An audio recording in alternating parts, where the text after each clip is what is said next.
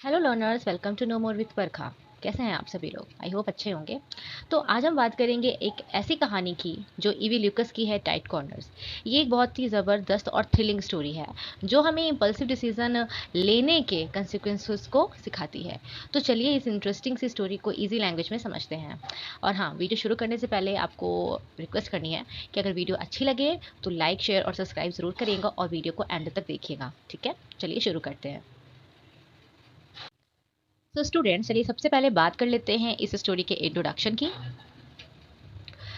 Evil Euchre's short story, Tight Corners, is an engaging and thought-provoking narrative that explores the consequences of impulsive decisions. The protagonist, an inexperienced bidder, finds himself in an unexpectedly stressful situation when he knowingly places a high bid on an expensive painting at an auction. This story is not just a thrilling personal experience but also a valuable life lesson, illustrating how impulsive action can lead to significant trouble.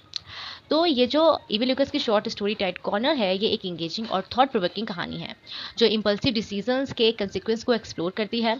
कहानी का narrator एक unexpected situation में फंस जाता है जब वो एक ऑक्शन में बिना किसी प्लानिंग के पार्टिसिपेट कर लेता है और एक महंगी पेंटिंग पर बिड कर देता है। ये कहानी सिर्फ एक थ्रिलिंग एक्सपीरियंस नहीं बल्कि एक वैल्यूएबल लाइफ लेसन भी है जो दिखाता है कि कैसे बिना सोचे समझे लिए गए डिसीजंस एक स्ट्रेसफुल सिचुएशन में क्रिएट हो सकते हैं। ठीक है, तो चलिए अब इस कहानी को समझते हैं और देखते हैं आखिर ऐसा इस स्टोरी में क्या है। Okay, The narrator begins the story by introducing the concept of tight corners, referring to situation in life where a person finds themselves trapped with no easy way out. One day, out of sheer curiosity, the narrator visits an auction house. He has no intention of purchasing anything and merely wishes to observe the process. However, as he watches the ongoing bids and the energy of the auction, he gradually becomes intrigued. What starts as a simple observation soon turns into active participation without him realizing that the risk involved. Okay, so narrator अपनी कहानी की शुरुआत tight corners concept के साथ करता है जो ऐसे मोमेंट को रिप्रेजेंट करता है जब इंसान एक डिफिकल्ट और इनएस्केपेबल सिचुएशन में फंस जाता है। एक दिन नरेटर सिर्फ क्यूरियोसिटी के लिए एक ऑक्शन हाउस में जाता है। वहाँ वो सिर्फ देखने गया होता है, उसका कोई इरादा नहीं होता है कि वो वहाँ जाके कुछ खरीदेगा। ठीक है, लेकिन जैसे जैसे वो ऑक्शन के एनवायरनमेंट को ऑब्जर्व करता है उसे ये प्रोसेस इंटरेस्टिंग और थ्रिलिंग लगने लगता है। एक इनएक्सपीरियंस्ड ऑब्जर्वर से वो धीरे धीरे एक एक्टिव पार्टिसिपेशन में कन्वर्ट हो जाता है। ठीक है, बिना ये सोचे कि इसका अंजाम क्या हो सकता है। ओके, आगे बढ़ते हैं। During the auction, an expensive painting is put up for bidding, and thrilled by the competitive atmosphere, the narrator impulsively places a bid, assuming that someone else will immediately outbid him. However, to his shock, no one does. His bid remains the highest for an uncomfortably long time, making him anxious. He realizes he does not have the financial capacity to purchase the painting. The rules of the auction dictate that the highest bidder must honor their bid, putting him at risk of public embarrassment, financial burden, or even legal repercussions. As the auctioneer continues seeking higher bids, the narrator's anxiety intensifies. He begins to regret his impulsive action but feels utterly helpless.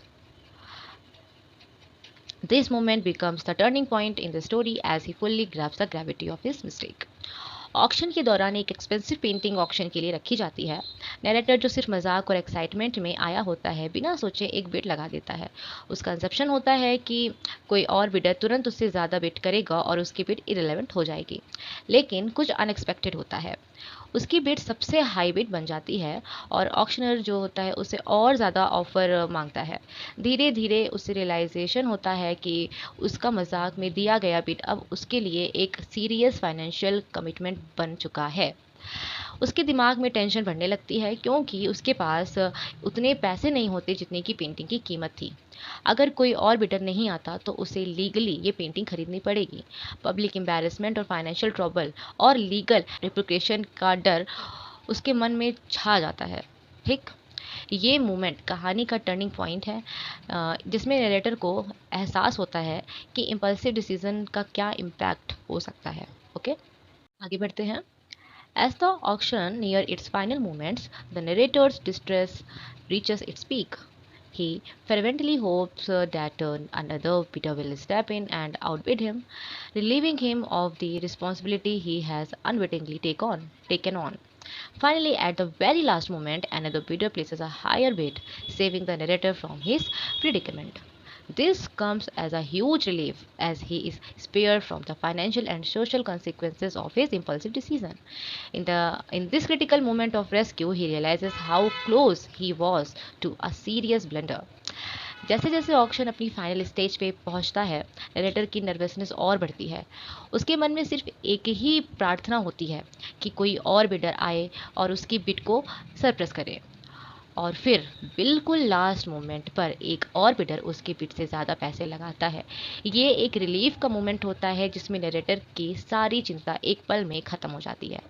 वो एक risky और financial impossible situation से बच जाता है, सिर्फ एक दूसरे इंसान की वजह से जो उससे भी ज़्यादा इंटरेस्टेड होता है पेंटिंग में। ओके, आगे बढ़ते हैं। After the auction the narrator reflects on his auction and acknowledges that he had carelessly put himself in a high risk situation.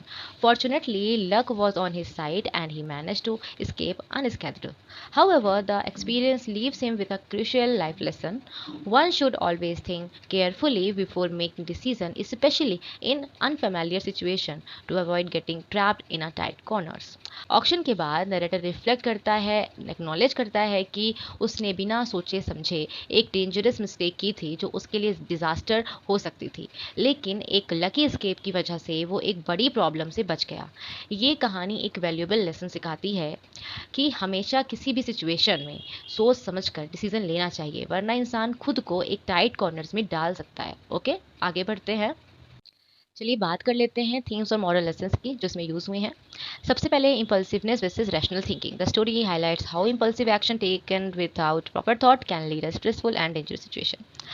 तो ये कहानी ये बताती है कि बिना सोचे समझे लिया गया डिसीजन कैसे एक स्ट्रेसफुल और डेंजरस सिचुएशन में कन्वर्ट हो सकता है। ओके, सेकंड है the role of luck. Sometimes sheer luck saves people from their mistakes as seen in the narrator's narrow escape. कभी कभी इंसान की गलतियों से बचने में सिर्फ और सिर्फ उसकी किस्मत उसका साथ देती है, जैसे कि नरेटर की केस में हुआ है। ठीक है। थर्ड है social pressure in competitive environment. The competitive atmosphere of an auction can push individuals into making irrational decision.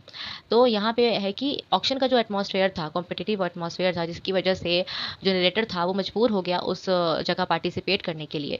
तो कहने का मतलब ये है कि कभी कभी क्या होता है कि सोशल प्रेशर जो होता है कॉम्पिटिटिव एटमॉस्फेयर का, वो एक इंडिविजुअल पर पड़ता है, जिसकी वजह से वो ना चाहते हुए भी गलत डिसीजन ले लेता है। ओके, चौथा है यहाँ पे humor in adversity. The story uses a humorous and light-hearted tone to depict a stressful situation, making it entertaining while imparting a valuable lesson.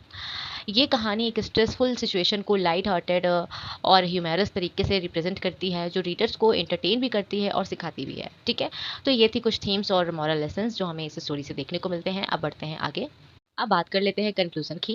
Evil Lucas Tight Corner is an engaging and insightful story that perfectly blends humor and suspense. It showcases how excitement and impulsiveness can lead to unexpected trouble, and how luck sometimes provides an escape. The narrator's narrow rescue serves as an important reminder: always think before acting, or else life may put you in a tight corner, from which escape is far more difficult.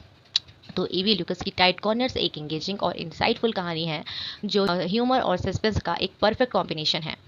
ये कहानी दिखाती है कि कैसे impulsiveness और excitement में आकर बिना सोचे समझे कोई भी एक्शन लेना एक बड़ी प्रॉब्लम क्रिएट कर सकता है। नैरेटर एक नैरो एस्केप के थ्रू एक इम्पॉर्टेंट लेसन सिखाता है कि हमेशा सोच समझकर फैसले लेने चाहिए, वरना ज़िंदगी में कभी कभी ऐसे टाइट कॉर्नर्स आ सकते हैं जिसमें से निकलना मुश्किल हो सकता है। ओके, सो स्टूडेंट्स, कैसी लगी आज की स्टोरी कमेंट सेक्शन में ज़रूर बताइए। अगर पसंद आई हो तो लाइक और शेयर ज़रूर करें, और अगर नए हैं चैनल पे तो सब्सक्राइब करना बिल्कुल ना भूलिए। और मिलते हैं अगली वीडियो में, तब तक के लिए happy learning. Thank you so much.